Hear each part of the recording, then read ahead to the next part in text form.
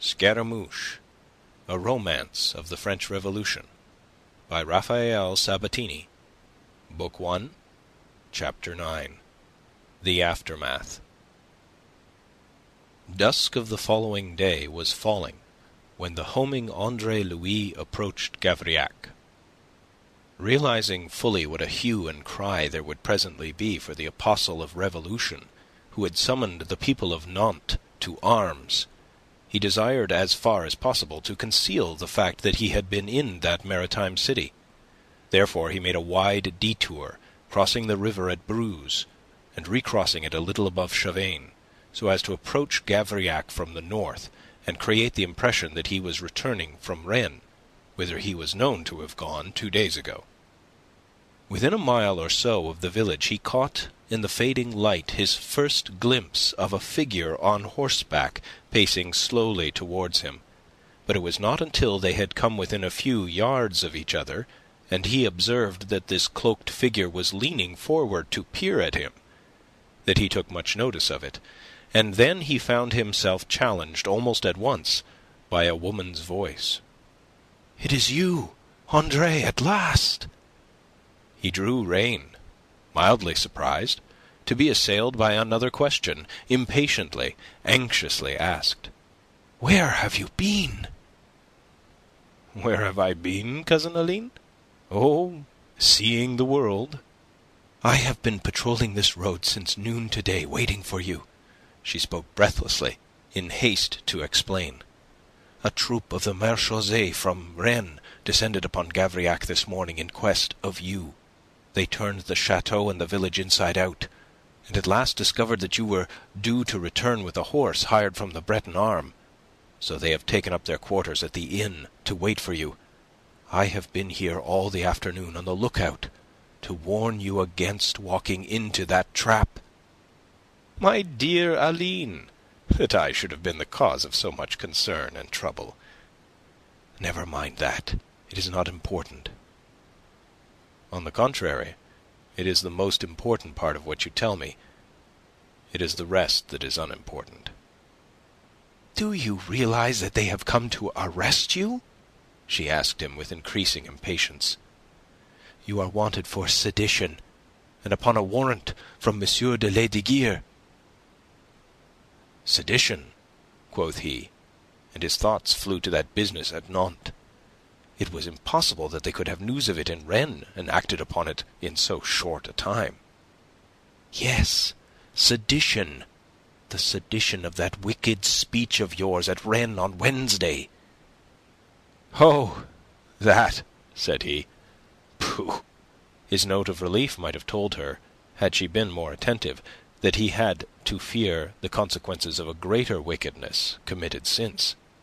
"Why, that was nothing." "Nothing?" "I almost suspect that the real intentions of these gentlemen of the Marechaussee have been misunderstood. Most probably they have come to thank me on M. de Lesdiguieres' behalf. I restrained the people when they would have burnt the Palais and himself inside it." "After you had first incited them to do it? I suppose you were afraid of your work. You drew back at the last moment. But you said things of M.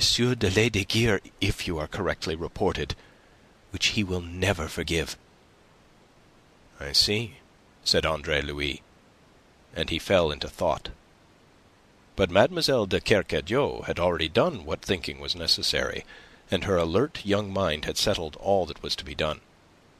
"You must not go into Gavrillac," she told him, "and you must get down from your horse and let me take it. I will stable it at the chateau tonight, and sometime tomorrow afternoon, by when you should be well away, I will return it to the Breton arm." "Oh, but that is impossible." "Impossible? Why?" "For several reasons.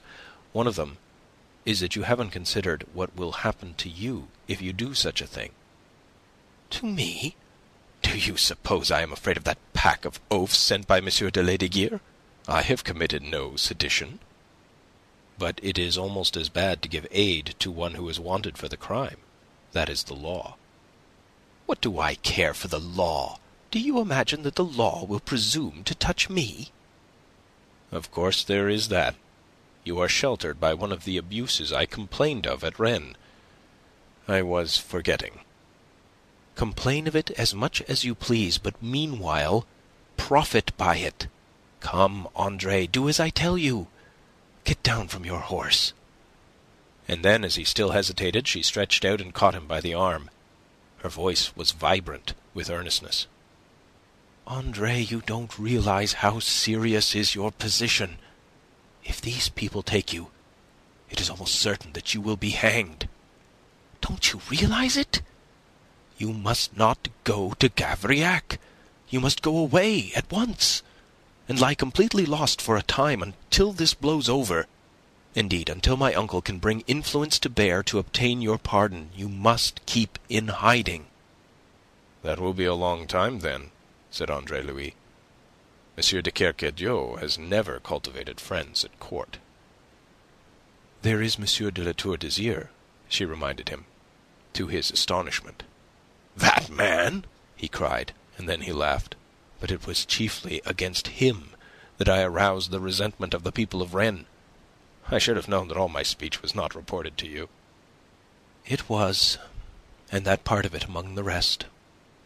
"Ah, and yet you are concerned to save me, the man who seeks the life of your future husband at the hands either of the law or of the people? Or is it, perhaps, that since you have seen his true nature revealed in the murder of poor Philippe, you have changed your views on the subject of becoming Marquise de La Tour d'Azyr?" "You often show yourself without any faculty of deductive reasoning." "Perhaps, but hardly to the extent of imagining that M. de La Tour d'Azyr will ever lift a finger to do as you suggest." "In which, as usual, you are wrong. He will certainly do so if I ask him." "If you ask him?" Sheer horror rang in his voice. "Why, yes. You see, I have not yet said that I will be Marquise de La Tour d'Azyr. I am still considering. It is a position that has its advantages. One of them is that it ensures a suitor's complete obedience." So, I see the crooked logic of your mind. You might go so far as to say to him, "Refuse me this, and I shall refuse to be your marquise." You would go so far as that? At need, I might. And do you not see the converse implication? Do you not see that your hands would then be tied? That you would be wanting in honour if afterwards you refused him? And do you think that I would consent to anything that could so tie your hands? Do you think I want to see you damned, Aline?" Her hand fell away from his arm. "Oh, you are mad!" she exclaimed, quite out of patience. "Possibly. But I like my madness. There is a thrill in it unknown to such sanity as yours. By your leave, Aline, I think I will ride on to Gavrillac." "Andre, you must not. It is death to you." In her alarm, she backed her horse and pulled it across the road to bar his way. It was almost completely night by now, but from behind the rack of clouds overhead a crescent moon sailed out to alleviate the darkness. "Come now," she enjoined him. "Be reasonable. Do as I bid you. See, there is a carriage coming up behind you. Do not let us be found here together thus."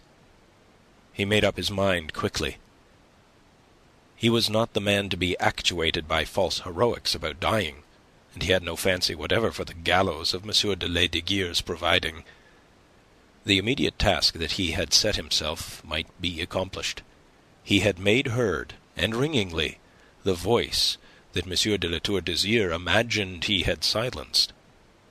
But he was very far from having done with life. "Aline, on one condition only." "And that?" "That you swear to me you will never seek the aid of M. de La Tour d'Azyr on my behalf." "Since you insist, and as time presses, I consent. And now ride on with me as far as the lane. There is that carriage coming up." The lane to which she referred was one that branched off the road some 300 yards nearer the village, and led straight up the hill to the chateau itself. In silence they rode together towards it, and together they turned into that thickly hedged and narrow bypath. At a depth of 50 yards she halted him. "Now!" she bade him. Obediently he swung down from his horse and surrendered the reins to her. "Aline," he said, "I haven't the words in which to thank you." "It isn't necessary," said she. "But I shall hope to repay you some day." "Nor is that necessary. Could I do less than I am doing? I do not want to hear of you hanged, Andre, nor does my uncle, though he is very angry with you." "I suppose he is." "And you can hardly be surprised. You were his delegate, his representative. He depended upon you, and you have turned your coat. He is rightly indignant, calls you a traitor, and swears that he will never speak to you again. But he doesn't want you hanged, Andre." "Then we are agreed on that, at least, for I don't want it myself." "I will make your peace with him. And now, goodbye, Andre. Send me a word when you are safe." She held out a hand that looked ghostly in the faint light. He took it and bore it to his lips. "God bless you, Aline." She was gone, and he stood listening to the receding clopper-clop of hooves until it grew faint in the distance. Then, slowly, with shoulders hunched and head sunk on his breast, he retraced his steps to the main road, cogitating whither he should go. Quite suddenly he checked, remembering with dismay that he was almost entirely without money. In Brittany itself he knew of no dependable hiding-place, and as long as he was in Brittany his peril must remain imminent. Yet to leave the province, and to leave it as quickly as prudence dictated, horses would be necessary. And how was he to procure horses, having no money beyond a single louis d'or and a few pieces of silver? There was also the fact that he was very weary. He had had little sleep since Tuesday night, and not very much then, and much of the time had been spent in the saddle, a wearing thing to one so little accustomed to long rides. Worn as he was, it was unthinkable that he should go far tonight. He might get as far as Chavagne, perhaps, but there he must sup and sleep, and what then of tomorrow? Had he but thought of it before, perhaps Aline might have been able to assist him with the loan of a few louis. His first impulse now was to follow her to the chateau, but prudence dismissed the notion. Before he could reach her he must be seen by servants, and word of his presence would go forth. There was no choice for him. He must tramp as far as Chavagne, find a bed there, and leave tomorrow until it dawned. On the resolve he set his face in the direction whence he had come. But again he paused. Chavagne lay on the road to Rennes. To go that way was to plunge further into danger. He would strike south again. At the foot of some meadows on this side of the village there was a ferry that would put him across the river. Thus he would avoid the village, and by placing the river between himself and the immediate danger, he would obtain an added sense of security. A lane turning out of the high road, a quarter of a mile this side of Gavrillac, led down to that ferry. By this lane, some 20 minutes later, came Andre Louis with dragging feet. He avoided the little cottage of the ferryman, whose window was alight, and in the dark crept down to the boat, intending, if possible, to put himself across. He felt for the chain by which the boat was moored, and ran his fingers along this to the point where it was fastened. Here, to his dismay, he found a padlock. He stood up in the gloom and laughed silently. Of course, he might have known it. The ferry was the property of M. de La Tour d'Azyr, and not likely to be left unfastened so that poor devils might cheat him of seigneurial dues. There being no possible alternative, he walked back to the cottage and rapped on the door, When it opened, he stood well back and aside out of the shaft of light that issued thence. "Ferry," he rapped out, laconically. The ferryman, a burly scoundrel well known to him, turned aside to pick up a lantern and came forth as he was bidden. As he stepped from the little porch, he levelled the lantern so that its light fell on the face of this traveller. "My God!" he ejaculated. "You realize, I see, that I am pressed," said Andre Louis, his eyes on the fellow's startled countenance. "And well you may be, with the gallows waiting for you at Rennes," growled the ferryman. "Since you've been so foolish as to come back to Gavrillac, you had better go again as quickly as you can. I will say nothing of having seen you." "I thank you, Fresnel. Your advice accords with my intention. That is why I need the boat." "Ah, that. No," said Fresnel with determination. "I'll hold my peace, but it's as much as my skin's worth to help you." "You need not have seen my face. Forget that you have seen it." "I'll do that, monsieur, but that is all I will do. I cannot put you across the river." "Then give me the key of the boat, and I will put myself across." "That is the same thing. I cannot." "I'll hold my tongue, but I will not. I dare not help you." Andre Louis looked a moment into that sullen, resolute face, and understood. This man, living under the shadow of La Tour d'Azyr, dared exercise no will that might be in conflict with the will of his dread lord. "Fresnel," he said quietly, "if, as you say, the gallows claim me, the thing that has brought me to this extremity arises out of the shooting of Mabey. Had not Mabey been murdered, there would have been no need for me to have raised my voice as I have done. Mabey was your friend, I think. Will you, for his sake, lend me the little help I need to save my neck?" The man kept his glance averted, and the cloud of sullenness deepened on his face. "I would if I dared, but I dare not." Then quite suddenly he became angry. It was as if in anger he sought support. "Don't you understand that I dare not? Would you have a poor man risk his life for you? What have you or yours ever done for me that you should ask that? You do not cross tonight in my ferry. Understand that, monsieur. And go at once. Go, before I remember that it may be dangerous even to have talked to you, and not give information. Now go!" He turned on his heel to re-enter his cottage, and a wave of hopelessness swept over Andre Louis. But in a second it was gone. The man must be compelled, and he had the means. He bethought him of a pistol pressed upon him by Le Chapelier at the moment of his leaving Rennes, a gift which at the time he had almost disdained. True, it was not loaded, and he had no ammunition. But how was Fresnel to know that? He acted quickly. As with his right hand he pulled it from his pocket, with his left he caught the ferryman by the shoulder and swung him round. "What do you want now?" Fresnel demanded angrily. "Haven't I told you that I—" He broke off short. The muzzle of the pistol was within a foot of his eyes.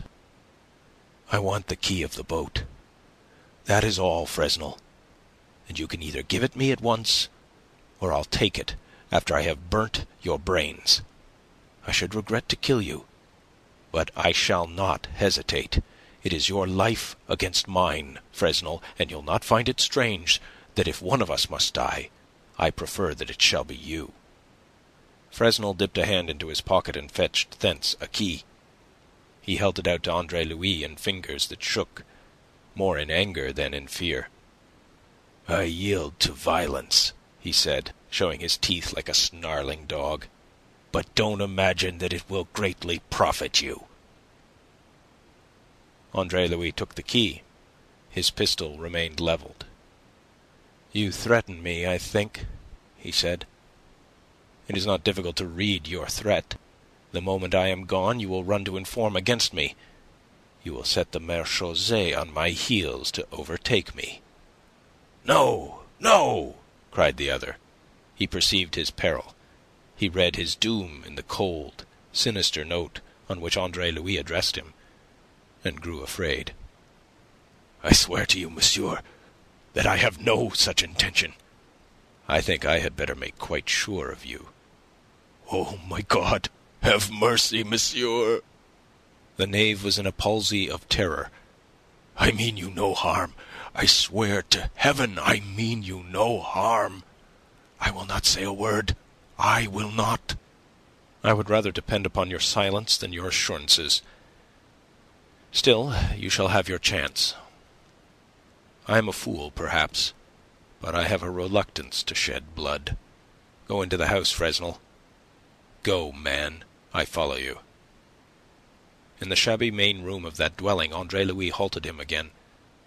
"Get me a length of rope," he commanded, and was readily obeyed. 5 minutes later, Fresnel was securely bound to a chair, and effectively silenced by a very uncomfortable gag improvised out of a block of wood and a muffler. On the threshold, the departing Andre Louis turned. "Good night, Fresnel," he said. Fierce eyes glared mute hatred at him. "It is unlikely that your ferry will be required again tonight, but someone is sure to come to your relief quite early in the morning. Until then, bear your discomfort with what fortitude you can, remembering that you have brought it entirely upon yourself by your uncharitableness. If you spend the night considering that, the lesson should not be lost upon you. By morning you may have even grown so charitable as not to know who it was that tied you up. Good night." He stepped out and closed the door. To unlock the ferry and pull himself across the swift-running waters, on which the faint moonlight was making a silver ripple, were matters that engaged not more than 6 or 7 minutes. He drove the nose of the boat through the decaying sedges that fringed the southern bank of the stream, sprang ashore, and made the little craft secure. Then, missing the footpath in the dark, he struck out across a sodden meadow in quest of the road. End of chapter 9. End of book 1.